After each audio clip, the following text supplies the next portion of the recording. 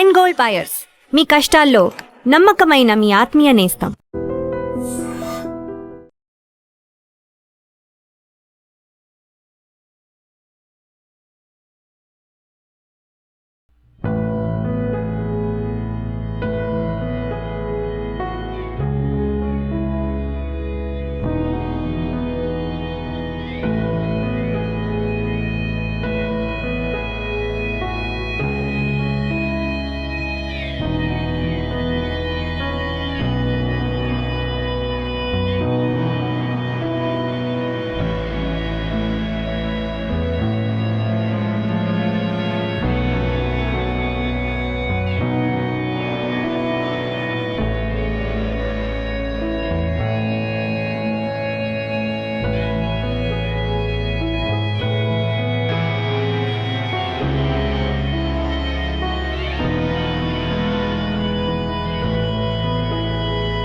Palm oil తోటలో కనిపించకుండా పోయిన 3 సంవత్సరాల పాప జాహ్నవి ఇంకా వెతుకుతానే ఉన్నారు. వారం రోజులు అవుతుంది.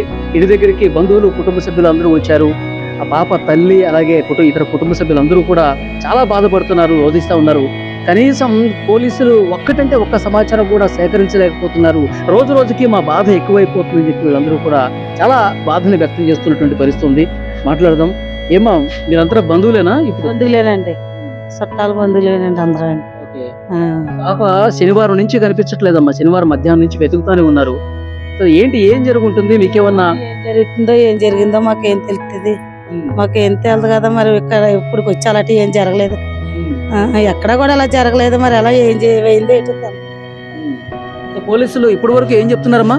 ఏమో బామ్మ, వాళ్ళకి ఇచ్చేవేటి అర్చలేదు కదా. మాట్లాడాము. అమ్మా, మీరు ఎక్కడి నుంచి వచ్చారమ్మా? ఒకటి ఇదే ఊరా? ఓకే. పి గొట్టివాడ అక్కడి నుంచి వచ్చామండి. గొట్టివాడ నుంచి వచ్చామండి. మాది ఏరియా కాదండి. ఇది మొదటిసారి జరిగింది ఇట్లా. పోలీసులు వెతుకుతా ఉన్నారు, తోట మొత్తం జల్లెడ పడతా ఉన్నారు, కెమెరాలు ఎగరేస్తా ఉన్నారు పైన, కానీ ఎక్కడా కనిపించట్లేదు. సో ఆమె పాప తల్లి చెప్తా ఉంది, ఎప్పుడో గతంలో ఒకసారి ఒకరితో గొడవ అయింది. మనకు తెలియదు అలాంటి.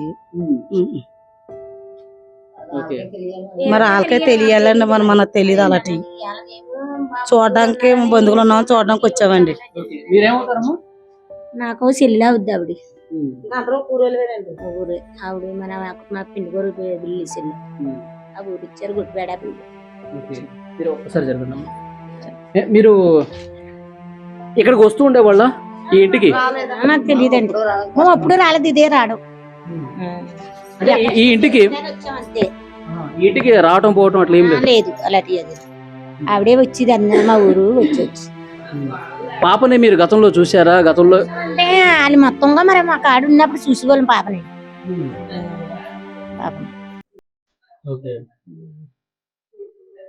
ఏంటి తోటలు ఇట్లా జరగటం అనేది ఎవరికి ఏం అంతు చెక్కట్లా. ఇప్పటికి వారం రోజులు అయిపోతుందమ్మా.